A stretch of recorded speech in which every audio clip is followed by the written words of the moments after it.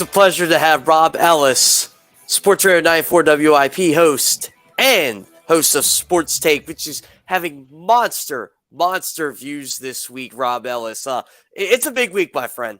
Hi, Jeff. Yeah, no question, man. It's what it's all about, right? I mean, this time of year, if you're still one of the Final Four standing, it's great. You love sports. How don't you love this? Yeah, exactly. This is personally my favorite time of the year. Everybody likes to say divisional playoff weekend is the best weekend. It is to an extent, but now there's no question on if you're good or not. You know you're good. It's just how good are you? Oh yeah, I mean, look, it's you. The further you advance, the crazier this thing gets, right? And that's the big thing for me. It's like, you look at this and you look at this San Francisco team that's been the hottest team in football, right, of late, which they have been. There's no denying that. And then you look at this Eagles team that was the hottest team really over the course of the entire season with the amount of wins that they had. And this is two heavyweights. I mean, and then you go to the other side of this thing. You got the Bengals who, as much as Eagles fans want to talk about being disrespected, the Bengals, I think, a little bit under the radar and not given the kind of credit that they're due, considering what they've been able to do and how they've been able to do it on the road. Going against Kansas City. It's awesome, man. I mean, these are the four. I guess you could make a case, Buffalo maybe for some folks, but for me, I think it's the four best teams standing if you ask me in the beginning of the season. I would agree there. And if you look at the records, it pretty much says that, right? You got two 14-win teams, and you got two 12-win teams. So I'm looking at that. Actually, I'm sorry, the 49ers, did they have 13? I forget what they ended up in the regular season. It was 13-4, right? I want to say 13. Yeah, regular season. I want it, off the top of my head. Yeah. So I mean, this is the best. When I looked it up, this is the best conference championship game weekend in terms of win percentage since 2015. Yeah. And I think if I stand correct, the Denver-New England game that year, it lived up to the hype, but it wasn't like this thrilling Manning-Brady game we're you might have hoped. To. Yeah. And the other game, remember everybody thought Arizona was going to come into Carolina and beat them? It kind of feels like this Eagles-San Francisco game. A lot of people think San Fran can come in there, but Carolina beat the crap out of them that game. Yeah, I mean, these are I think more than anything else, these are two phenomenal defenses, right? And these are two defenses that can do a lot of different things. The Eagles obviously are incredible at getting to the quarterback, witnessed by 70 sacks. 44 for San Fran. You know what's interesting about the 49ers, just to get off on a tangent here for a minute? You may have talked about this. So you got Bosa with 18.5, and then the next leading sack man for them has 5. Yeah. There's a big drop from Bosa to everybody else in terms of getting to the quarterback. Now, that doesn't diminish what else they can do. I mean, their linebacker play is unreal. They're just good across the board. They do a lot of things well. They're great against the run. Not only that, Jeff, they punish you. Like you are feeling it, man, the next day.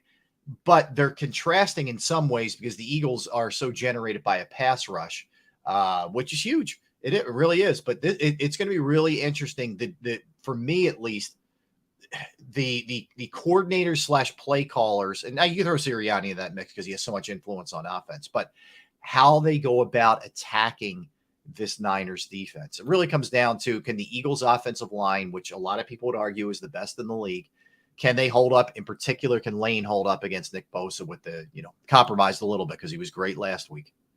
That's the thing, too, why my vote went to Nick Bosa for Defensive Player of the Year. I put Hassan Reddick on that list, too. Mm-hmm. But you take Hassan Reddick off the Eagles, and I know Hassan Reddick, he's had a tremendous season. Absolutely tremendous. But you still have Josh Sweat. You still have Javon Hargrave. You still have Brandon Graham. You take Bosa off the 49ers, that defense is not as elite as people make it out to be. Yeah, he is. The drop-off, if he's not in the game, not playing for them, is remarkable, really. You're right. I mean, you don't want to lose Reddick, but there's other guys that can step up. Brandon Graham was in double-digit sacks. Josh Sweat was in double-digit sacks off of the edge. You could, ideally, there are guys that can still make plays for you. But, yeah, I agree with you. I mean, the thing that I think puts Reddick in an elite category, in addition to just his ability to get after the quarterback, is his nose for the football. The amount of times this year he's gotten strip sacks. He's just around the ball all the time. And that's the thing I didn't realize as much about him. You knew he could sack the quarterback, but I didn't know that he had that knack for taking the ball away too. He started doing that the year before he went to Carolina, his last year in Arizona, and I remember saying, wow, any team that signs him is going to get a really good player here. And I was shocked. I got ranked the free agent edge rushers every year. And he only got a 1-year deal for Carolina. I'm like, do people think this guy's a fluke? Because it seemed like he figured it out. He's like Brandon Graham, kind of a late bloomer in terms of as a first-round pick figuring it out. And then he got in the right defensive scheme, Vance Joseph, and then Steve Wilkes' defense he got into. And now he's with Jonathan Gannon. Everything seemed to fall into place, but I really took it personal. I'm sure he did too, that he was not a Defensive Player of the Year finalist. I thought Chris Jones deserved it. I did think Micah Parsons deserved it to an extent, but Hassan Reddick had a better year than Micah Parsons. He did. I mean, if you just look at it, I mean, look, statistically, he definitely had a better year. I wouldn't have minded Parsons being on there and, Reddick being on there. I would have been fine with that if they were both there. But yeah, he gets overlooked. He just doesn't have the name. You just look at any broadcast that the Cowboys are involved in. They're ISOing Micah Parsons every single time. They're showing you where he is. They're telling you he's coming from this angle. There's just he's embedded in the hype machine, and that kind of thing, that feeds off of it. That transcends into the thought process of everybody. Reddick isn't there yet for whatever reason. I will say this: I think Gannon has done a better job bringing out his strengths than any coach that he had. You're right. Wilkes did a really good job with it, and they were able to unlock whatever the issue was in his last year in Arizona and then in Carolina, of course. But I think Gannon's even taken him to another level. I was really upset too. I didn't have as much vitriol over it because I didn't have a Coach of the Year vote. But Nick Sirianni, I thought he deserved to at least be a finalist. I didn't think he was going to win Coach of the Year because you do have Doug Pearson in there. And I think people are really short-sighting what Brian Dable did with that Giants team because people are looking at, well, Nick Sirianni beat him 3 times. Well, yeah, he did. But I don't know. There were 2 guys I thought that should have been on there because of their record. Nick Sirianni and Andy Reid. And Andy Reid will never get that credit anymore because he has Patrick Mahomes. But Andy Reid did probably as good of a job as anybody, considering everybody thought the Chiefs were going to take a big step back because they lost Tyreek Hill. You know what? Andy Reid's almost falling into the Michael Jordan should win the MVP every year, but he doesn't. Steve Nash is going to win 3. Yeah. It sort of feels like that. He's just taken for granted, like this is what it should be. That's where it's at for me with Andy Reid. But yeah, it was a remarkable job without Tyreek. There's no doubt. I agree with you with Dable. I mean, the talent disparity with what Dable had to deal with compared to the others in the conversation is remarkable. For him to just win a playoff game is nothing short of amazing when you're going out there offensively with Daniel Bellinger and, Richie James and Darius Slayton, et cetera. I mean, it was a great job, but to have the guy who won 14 games and the most in football, to have the number 1 overall seeding, not even be a nominee, to me, that's pretty weak. I have my buddy Kevin Boiler on every Wednesday, and he used to host an NFL show with me. We had so much fun doing it, but Kevin's a big Giants fan, and he pointed this out. Loves the Eagles team, hates Nick Sirianni. And I've heard this from a lot of people. They say he's so cocky, he's so arrogant, he's so proud. But if he's the coach of your team, you would absolutely love him. And I feel like that is the opinion of him around the league. The whole, how about them Cowboys and Colin Hurts, Michael Jordan, and the camera thing and the chain thing. It does seem like Nick Sirianni is getting that reputation around the league. He is. Look, let's be real about this. If you're an Eagles fan, you love him because you feel a kinship with him. He connects with the city. His heart's on his sleeve.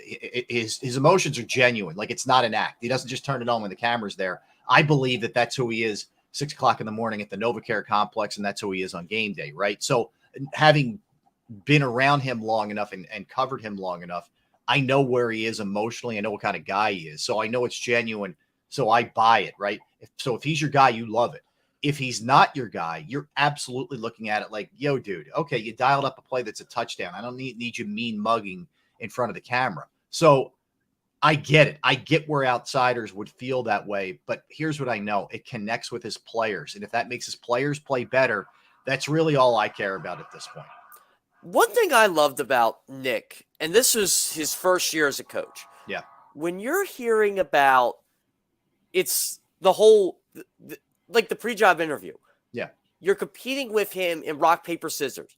in basketball. To me, I would love that as a competitor. Like, oh, dude, this guy's really cool. I want to go play for him. And people's mocked him and scoffed him and like, this guy's a clown. And yeah, we all kind of made fun of the flower speech. And I think that's where Nick can talk a little too much. But the proof's in the pudding. I think they've only lost 3 games since he made the flower speech. Yeah, I mean, look, I think it sort of brings these guys back to their youth. They feel like, I know I would. Like, that's the way me and my buddies were. We're in there playing Nerf in my bedroom, fouling each other, whatever, going crazy. It sort of brings you back to that and maybe takes some of the pressure off. Like, you forget for a minute you're in the NFL and you're just having a good time. And I think that, lends itself to these guys playing loose to an extent. But he also knows that he has their back too. And I think that helps. But the other part of it that is big is what you just pointed out. I mean, if they were mediocre to bad, it would kind of be like, all right, dude, enough with the high school stuff.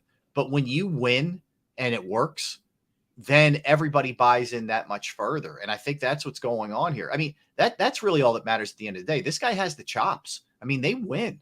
And I think he's done a really good job hiring the staff that he's hired. Now, he may lose some of those people. That's okay. But he's done a good job hiring that staff.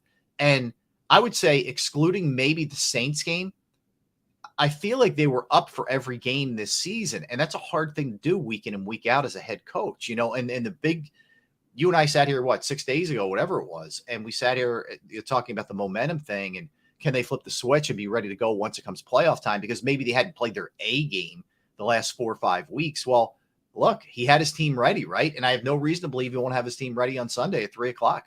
This team feels like the 04 Eagles team, right, Rob? They know they're better than everybody. They had a hiccup in there.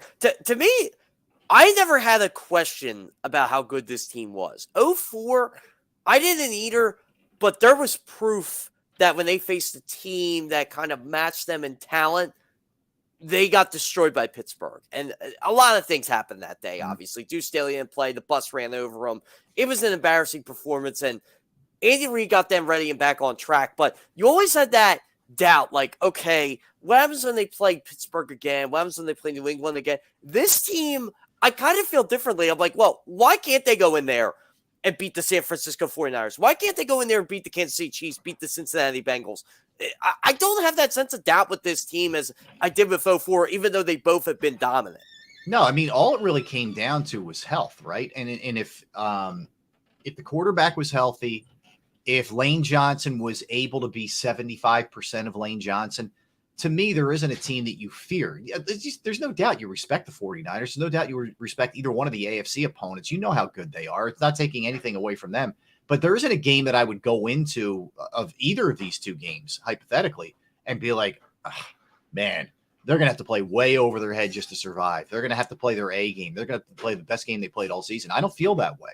I just think this team is too good on both sides of the ball. And, they've gotten better on special teams to the point where I'm not afraid, of what takes place there. So, no, I don't feel that by any stretch. I don't think it was coincidental that they won 14 games. And I also don't think they were just some fraudulent, 14-win team. People kept trying to point out the schedule and all that. I'm saying that's the NFL, man. There's not a ton of good teams. You have a big drop-off from the real upper tier to even the middle to the way drop-off. So everybody had that same kind of schedule. Look at San Francisco, who they played, up until the playoffs during this stretch. Show me the great teams, the juggernauts that they played. They haven't. And that's where I've been trying to tell people for weeks now. I've been more than impressed with this 49ers team, but I'm like, wait a second. When did the Los Angeles Rams become Super Bowl championship favorites again? They were bad. The Cardinals were bad. That division was terrible this year, and they easily had Seattle's number. I guess you could say their win over the Chargers and Dolphins were impressive, but they ended up losing in the first round of the playoffs too. It's really the last good team, and I'm talking about the good teams. This defense played was Kansas City, and they put up a 40-burger on them. And that was McCaffrey's first game. I understand that. Brock Purdy wasn't the quarterback, but Brock Purdy he's only played one good defense, and that was Dallas, and they only were held to 19 points. Yeah, and you look at it, and some of this certainly is the 49ers forcing the issue, but the Cowboys gave the ball, and this has been their Achilles heel the whole season, especially Dak Prescott. They gave the ball away, and the other thing is they didn't capitalize from a defensive standpoint on a couple of opportunities. I mean, there were 2 balls that should have been intercepted clearly by the Cowboys. How much does that change a really tight game? So that's the thing. And if the Eagles aren't able to capitalize on some gifts that maybe they're given on Sunday, they could end up losing the game too. You have to make those plays. You can maybe survive that kind of stuff in the regular season against lesser teams, but you can't do it in the postseason. So yeah, I mean, this is not an infallible team. You know, Jarrett Stidham put up 300 passing yards. The Raiders had 500 total yards against them, even though they ended up still losing the game. So it's not like you can't move the ball. Their secondary is susceptible. If you can give if you give your quarterback time, you can do damage down the field against this team. That's for sure. The one thing I've keep going back and forth with, and not with Niners fans exactly, but some of the Niners media members, because they're trying to tell me how I'm slighting them. I'm like, I don't think I'm slighting them. I think I know how good they are, but the Eagles have Jalen Hurts, and they don't. It feels like Case Keenum is coming in here in 2017 again. Yeah, yes and no. I mean, I don't know if I can lay that label on Purdy yet. We'll see. I mean, look, there's a reason why a rookie hasn't won. What is this stat? An NFC Championship game and a Super Bowl. There's a reason why that like at some point, he hasn't played on the West Coast yet as a pro. I mean, on the East Coast as a pro yet. I wonder if the travel, the hostile crowd, the pass rush, if it all of those things don't finally get to him. I do wonder about that. That's the part I wonder about. I mean, Keenum was more or less a career backup. I don't know. We're going to find out, a little bit more. The one habit too I notice with Purdy a lot is throwing off his back foot. And I got to imagine at some point that catches up to you. Yeah, like I've watched a couple of his plays, and he's kind of doing the Mahomes thing, right? Mahomes, Russell Wilson. I'm like, what are you doing? Just run your play. You're not as good as maybe you're thinking you are right now. And I know he kind of did that in college. One of the reasons I did like Brock Purdy coming down to Iowa State was because he played in that pro style offense with Matt Campbell. Like he was kind of groomed for the 49ers. And played a ton of games too. Yeah. I also like how, and I always like how this intertwines. Do you know the 49ers cut the unstoppable Nate Sudfeld to keep Brock Purdy? That's right. Well, I mean, that'll go down as one of the all-time brilliant moves, right? I mean, that was John Lynch, as much as Howie hit a home run, and he did, like almost across the board unilaterally. I mean, John Lynch has had himself a year too, including the McCaffrey move, which is, I don't know, Jeff. I haven't done the research here and dug into this thing, but it may be the best in-season move I've seen in the NFL. In a long time. This isn't – you traded for a stud.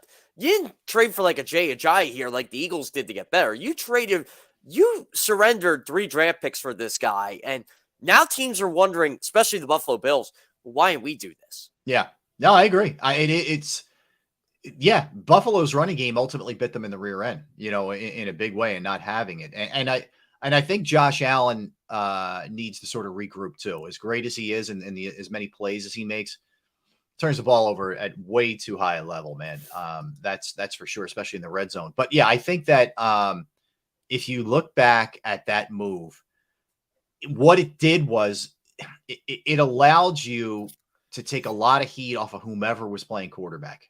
Right. And that's the big thing for me. It's like that's the great thing about what Shanahan's done is he's made it user friendly, and there hasn't been a game where Purdy really had to carry them. That's the other thing that's going to be interesting. We talked about it with the Giants. If the Eagles get up 14-0 or 21-0, this team isn't built to come back. Not that the Niners don't have the weapons. Don't get me wrong. But have we seen Purdy have to dig them out of a 14-0 hole? I don't really recall that, if that's the case. No, he hasn't. The one game I actually thought he was going to get tested in the regular season was against Washington. And the 49ers offensive line probably put up their best performance all year. They shut down Chase Young. They shut down Daron Payne. It was actually incredible what they were able to do. And that game kind of went back and forth early. But then the 49ers did what they did in the second half. They just kind of pulled away. And then I think they ended up putting 40 on them. And that was like, okay, Brock Purdy's for real. Like, you knew in the Seattle game on Thursday Night Football, it's like, okay, they'll be fine with this guy. But that Washington game opened up a lot of eyes for me. We didn't pay attention much because the Eagles were playing the Cowboys at the same time. But to me, that's where I started realizing that's the 49ers are going to be Eagles' biggest threat going forward. And you're right with McCaffrey, too. 8 straight games with a touchdown. I don't think anybody's done that for the 49ers since, I want to say T.O. or Jerry Rice. It's been that long for the franchise. But, Rob, I want to ask you, too. Doesn't it feel like the 49ers are under a lot more pressure to get to the Super Bowl right now than the Eagles because they've been in the NFC Championship game as many times as they had?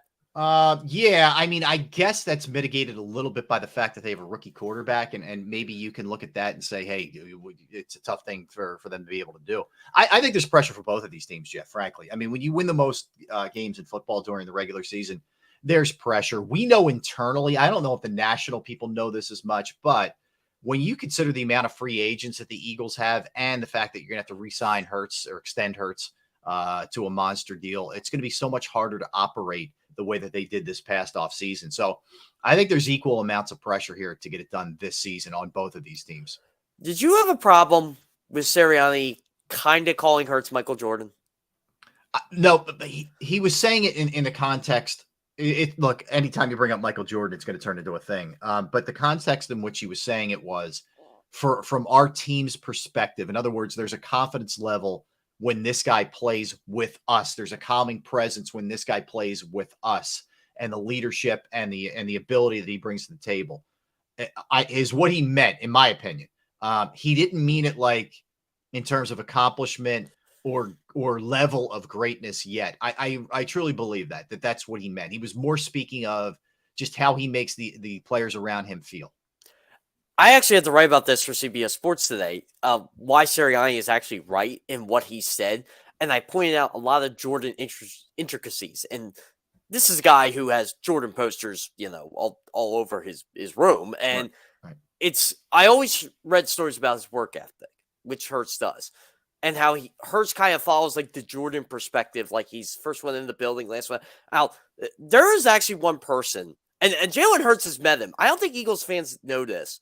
He met Kobe Bryant, and he said he was starstruck by him. Like, that's one of the guys he was starstruck by. Yep. And I think he took a lot of the Kobe mentality, the Mamba mentality of, I'm going to find any way I can to outwork you. Like, I know you've heard the Kobe Bryant story too. I think Sealski put it in his book. I got to read it again. I read The Rise. It was tremendous. But I think Sealski even put in like Kobe's rookie year and Allen's rookie year. Kobe wanted to work out with Allen, and Allen wanted to go out partying. Shocker. And Kobe's going out working in the gym. It's like 2 a.m. because he didn't have as good of a game as he thought. And keep in mind, he didn't play that much his rookie year. That's Jalen Hurts. Right. No, I agree. I think that his mentality, the Mamba mentality, I think tapped right into what Jalen Hurts was all about. I think Jalen Hurts is like a combination of someone who was schooled not just on football. Like he's a son of a coach, but it's not just football. It's how to handle yourself around the game of football too, with his father.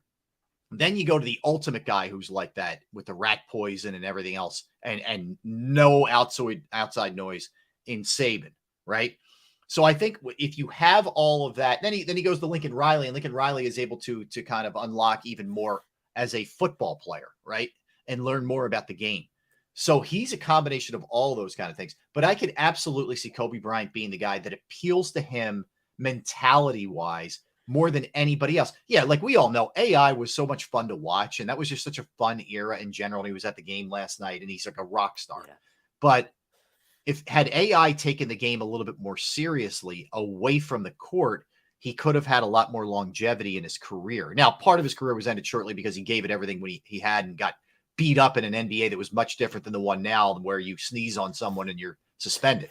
But Kobe was the guy that would connect with Jalen Hurts. There's no question because of right here. I love too how Hurts wears like those Kobe type shirts. Yeah, he's had it on the other day. Yeah. Yeah. That's one thing. And every time I've interviewed him, just had one-on-ones, I'll ask him about Kobe. And that's like the one time he actually kind of opens up. Like, he can open up with a couple things, but you ask him about football, it all depends what you're asking him. But if you go ahead, Rob. No, he's a tricky guy with football questions. You better be on your A game and ask him something that isn't necessarily what he would view as extraneous, right? If you do that, then he's just kind of like, man, you haven't asked me anything about the 49ers or whatever. He'll kind of give you that stuff. But you're right. If you hit him with the right sort of Kobe angle or something of that ilk that connects with him, then he's going to give you a really thoughtful, non sort of robotic answer. I think the first time I interviewed him, this is 2020, and I asked him about Channel View, and he's like, "Man, I'm shocked someone knows what high school I went to." Right.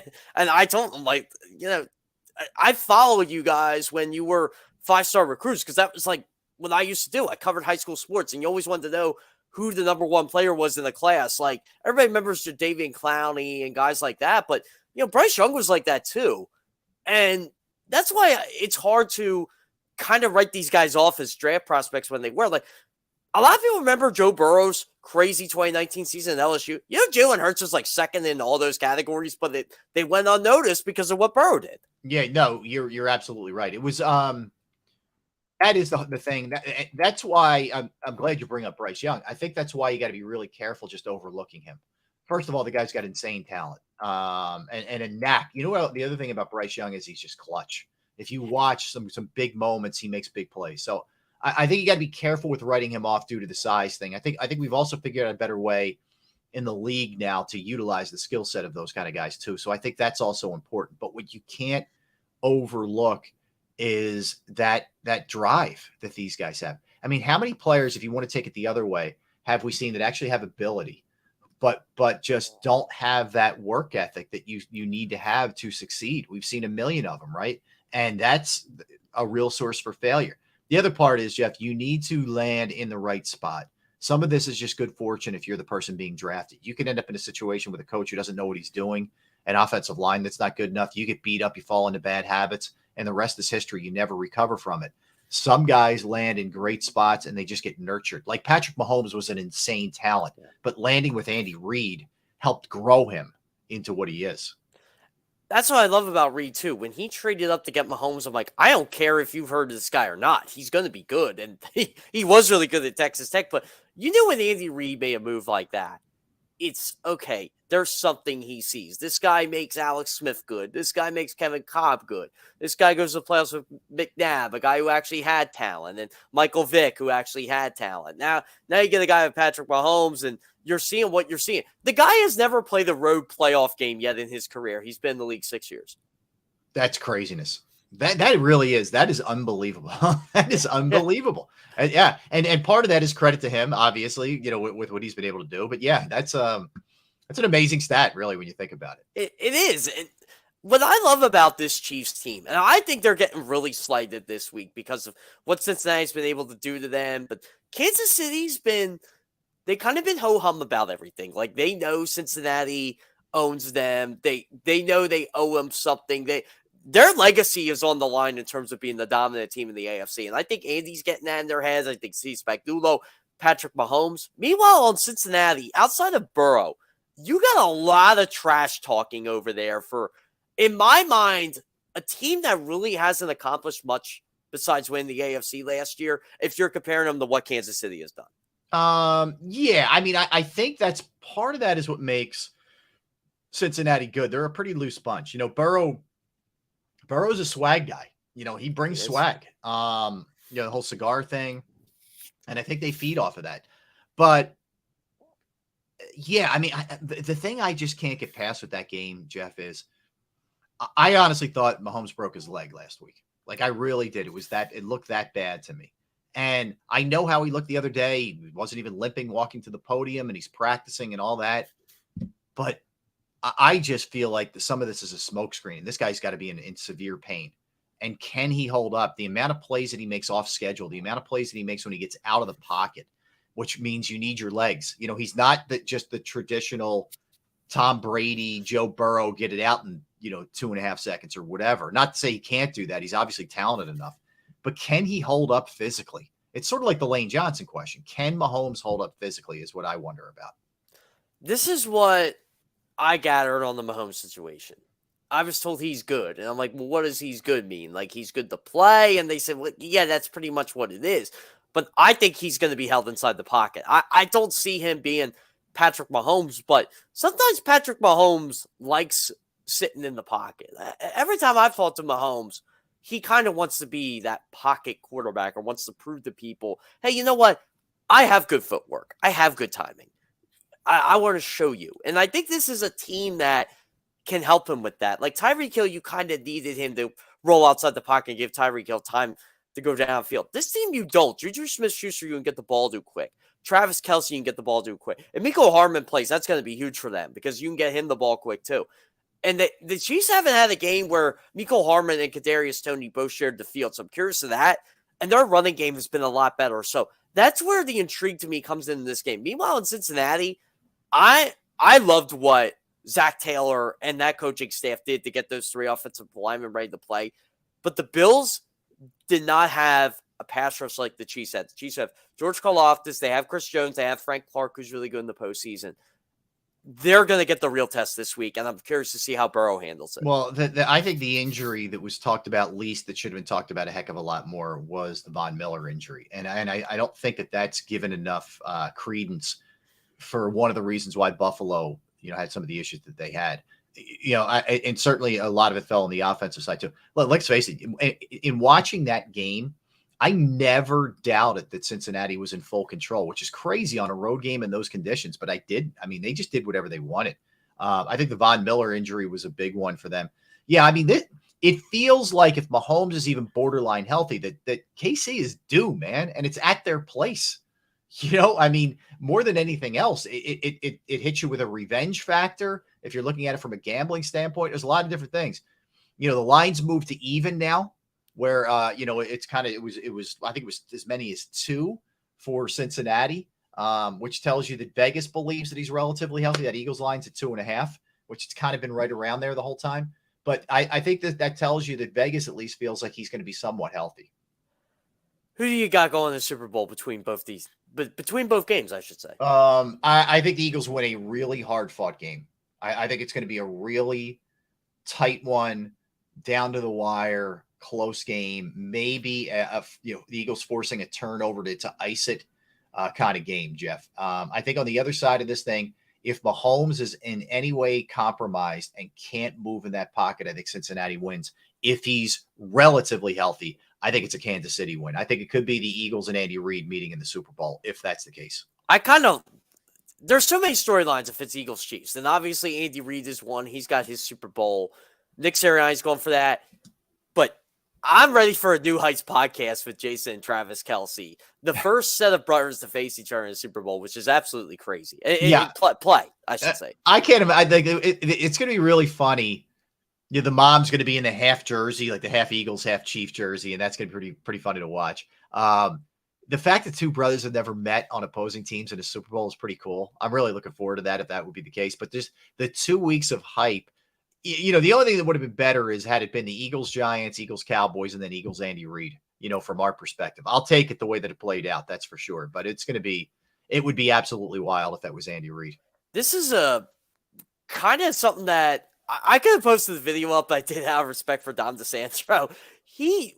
I was talking to Kelce on Saturday.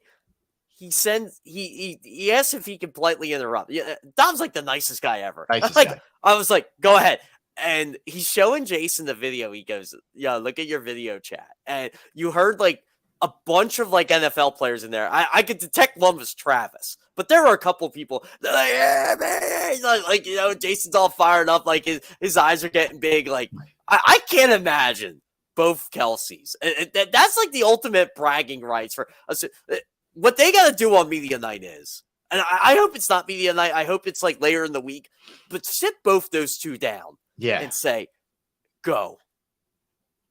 Well, I want those 2 sat down and say go, and I want both parents sat down and say go. How insane is that? That you have two of your children are playing, and they're both future Hall of Famers.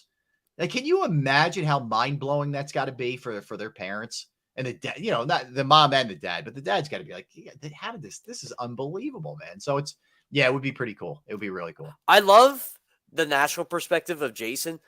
I was just talking to a lot of people in Kansas City. They're like, Jason's a first ballot Hall of Famer, right? And I'm like, yeah, that's what I would think. I mean, he's a lock. Same with Travis. They're not going to retire at the same time, but if they did, that would be kind of awesome to see both of them go in. Well, how about if you're Jason, if you can win this Super Bowl, your team can win the Super Bowl, and you did it against your brother, and to me, I want him to keep playing because he's still that great. But is that not the ultimate way to go out? I mean, it would be the ultimate way to go out with another Super Bowl. Him, BG, Fletch, Unbelievable. They might just say peace out. We're done. Yeah. But the Kelsey brothers are lock Hall of Famers. For people who say they aren't, I don't know. I don't know what you're watching. Like, you can't dominate at center the way that Kelsey has, and the way Jason has. And then Travis has 14 catches last week. You know, when you need him most, even though the yardage wasn't a ton, he was that guy in that drive that Henny put together, which, you know, ended in a touchdown by Kelsey. Those two are both Hall of Famers. It's not even a doubt. Rob Ellis, always a pleasure having you on. Good morning, NFC East, my friend. You gonna be on WIP this week at all? I will be on Saturday 3 to 7 and Sunday post-game show in Eagles fifth quarter. Yes, sir. Oh man, that's gonna be a crazy day, especially if they win. It's it's a good crazy. I'm looking forward to it, man. Yeah, Sounds great. Thanks for coming on, Rob. Appreciate Thanks, Jeff. See you. Yep. All right.